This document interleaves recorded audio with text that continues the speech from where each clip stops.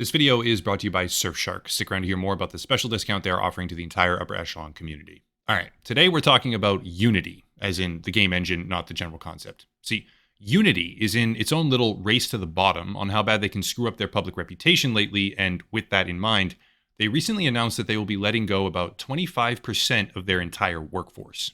Now, that's not super interesting by itself because layoffs in tech are becoming extremely common lately, and they happen all the time. But something about this stuck out to me. Unity's been making headlines a lot recently, and while yes, it's unfortunate to have 1,800 people lose their job, it's also extremely interesting to me because it's one piece of a broader puzzle where the picture formed by that puzzle, in my opinion at least, is that Unity is just a really terrible company with terrible people running it. How many of you out there remember the runtime fee changes that Unity tried to make like 3 or 4 months ago? Anyone? Anyone at all?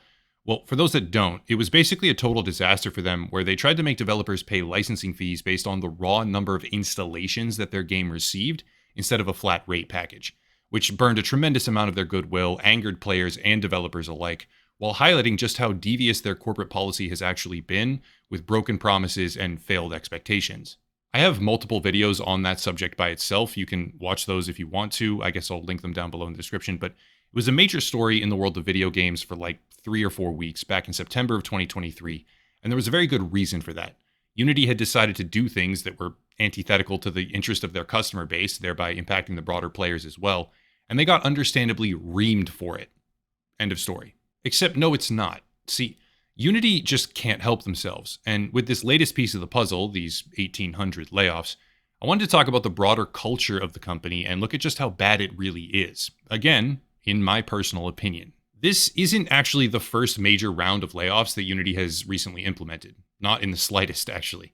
In June of 2022, Unity laid off a little over 200 people, roughly 4% of its then staff. At the time, in a vacuum, pretty innocuous, I would say, but that's just the beginning. January of 2023, they laid off almost 300 people, over 5% of its staff at the time. Not long after, in May, they laid off around 600 employees, 8% of its then workers. And now, January 2024, they're laying off 1,800. This equates to about 25% of their staff, owing to an acquisition that changed the numbers a bit in between. That's about 3,000 people in less than 2 years. But what else is happening at the company, we should ask? Well, if you read the financial headlines, it would seem like a complete disaster. In late 2023, Unity announced that they wouldn't even provide fourth quarter or full year revenue report guidance, which was the focal point for pretty much everyone at the time. But, and please do correct me down below in the comment section if I have any of this wrong, I'd see something completely different. According to the last filing that we do have, third quarter of 2023, Unity's revenue was up almost 70% from the prior year. Of course, that's just one piece of the puzzle, and Unity has yet to post a profit at all since it IPO'd, but on the flip side of the coin, their net loss was just half of what it had been in the prior year. Now, this part's a little bit technical, but bear with me because Unity offers basically 2 separate services. One of them is the game development platform, and the other is an advertising service, or monetization tools is how they describe it. The development platform is called Create Solutions, and the advertising platform, or however you describe it, how they prefer, is called Grow Solutions. If we look at the financials a little bit deeper here, we can see that Unity's Grow Solutions revenue more than doubled in 2023, making it obvious why they did what they did with their asinine policy changes. For one, they want to focus on and promote that instead of being tied to their game engine as a primary source of revenue, but it also paints a troubling picture. Why is a company that has decreased its operating losses substantially, as per the most recent filings that we can see, and radically increased their earnings, laying off thousands of jobs at the very same time? The obvious answer to this question is because Unity is beholden to their investors, and it therefore has to make financial decisions in their best interest, right? It has a fiduciary responsibility. But wait just a second here, because if you were to think that Unity is doing all of this to benefit their shareholders or their investors, well, in my view, you'd be sorely mistaken.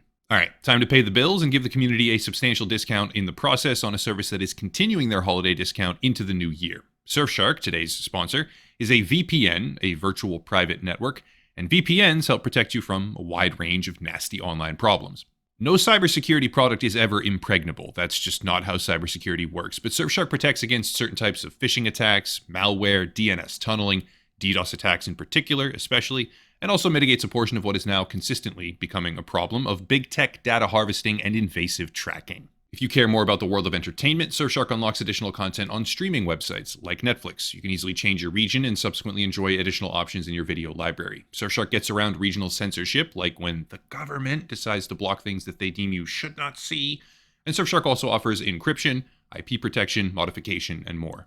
I say this every single time now, and if you know why, good on you. Surfshark operates completely separate infrastructure from NordVPN, and Surfshark also maintains a warrant canary. To me, that's a must. I won't use or endorse a VPN that doesn't. If you click the link down below using promo code Echelon, you can take advantage of a special extended holiday offer with up to 6 months for free. Again, that's promo code Echelon with the link down below for a community-wide special extended holiday offer. Big thank you to Surfshark for sponsoring the channel. Let's take a closer look at what's happening for the investors of Unity.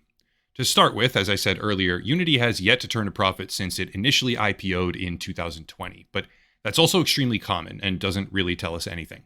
What does tell us something is the summary compensation table that they filed with the SEC. This baby right here shows us that John Riccitiello, prior CEO of the company before he stepped down after they self-immolated with their fee structure changes, Louis Visoso, Executive Vice President and Chief Financial Officer, Carol Carpenter, Chief Marketing Officer, Anirma Gupta, General Counsel, and Mark Whitten collectively received, drumroll please, over $206 million in compensation since 2021, primarily made up of stock awards. Again, this is not uncommon in a large company, and people don't usually bat an eyelash. However, according to SECform4.com, which catalogs insider buying and selling of a particular stock ticker, Unity has had, in the past 3 years alone, $1.1 billion, billion with a B, of insider stock selling with zero buying. For context, which is necessary here because otherwise it might sound like gibberish, let's compare this to a couple other video game companies just to put things in a bit of perspective. Take-Two Interactive, publicly traded, also hasn't had any insider buying for the past 3 years, which might make people scratch their heads, except they've only had 176 million of insider sales. They also have a market cap that's more than double the size of Unity, so that's something, but that's about as favorable comparison as I can possibly make. Activision Blizzard, yeah, for the past 3 years, they've had 15 million total for insider selling, 10 million total for insider buying. And Activision Blizzard is like 5 times the market capitalization of Unity. Why does it matter? Well, here's why I think it matters. Remember those 5 executives, the ones who collectively received over $200 million in compensation for the past few years? Yeah, they are aggressively selling and automatically selling at thresholds for every single opportunity they get. Unity has seen over $1 billion of insider sales in just 3 years, while the stock price craters, and this requires me to ask a question. Who is Unity actually prioritizing? It's patently obvious that they are not prioritizing the best interest of their employees, else they wouldn't be laying off thousands of them despite revenue substantially increasing and net losses dramatically falling. It's obvious that they aren't prioritizing their customers, at least not the developers, or they wouldn't have deleted prior promises, right? Tried to scrub them from the internet, really shady ways that they did that. Tried to implement a new fee structure that hurts them, a lot of them, especially the indie developers, and then walked it back when the outrage hit them like a brick. And to me, in my opinion, again, it's obvious that they aren't prioritizing their shareholders either, or they wouldn't have more insider selling than practically any other stock in the entire video game industry. Who does that leave? It leaves the executive team. It leaves the ones who have been awarded hundreds of millions of dollars in cash and stock bonuses, who then dump the stock on whoever will buy it whenever they can, and fire the employees that work for them to try and pump the numbers. For the sake of demonstration, I've highlighted the sales from those 5 specific names in the compensation table here in green, so we can see just how skewed it is and what the proportions are. I don't really consider myself a big workers' rights kind of guy, but this is fucked up, man. Unity's executive team clearly screwed up in every conceivable sense of the word. They're not even providing fourth quarter or full year guidance from 2023 because of how bad they screwed up. And yet the leadership is getting hundreds of millions of dollars and dumping that money on shareholders while they fire all the people who didn't even want those changes in the first place. Wow, man. I mean, kudos to you. That is brazen. Fun fact, the CEO of Unity at the time when things really hit the fan, John Riccitiello, was CEO of Electronic Arts, EA Games, when it was named Worst Company in America during 2012 and 2013. Double whammy. So, yeah, he's gone now, but the company isn't just suffering from the decisions of a lone CEO. It's permeated with the telltale signs of mismanagement, all the way from business direction to executive behavior, even social media strategy in the face of criticism. That's a whole different rabbit hole, but the point stands. Unity is burning down rapidly all of its goodwill systematically, while benefiting, in my view and in my opinion, quite literally no one except a small handful of executives. Everyone else sucks to suck. You're not important. They do not care about you. You don't matter. All right, that's it. Update on the lawsuit refunds. I'm talking to GoFundMe still. It looks like they will be helping me in some capacity when it comes to refunding, which will hopefully mean that everyone gets their money back cleanly and easily to whatever payment method they used initially. But again, I'll keep people updated every step of the way with whatever happens.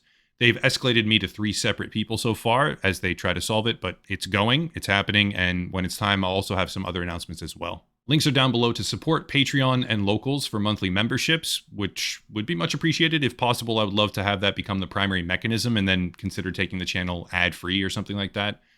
I'm not sure, but yeah, work in progress. I'll cut it there and stop rambling. As always, question everything always, and have a nice night.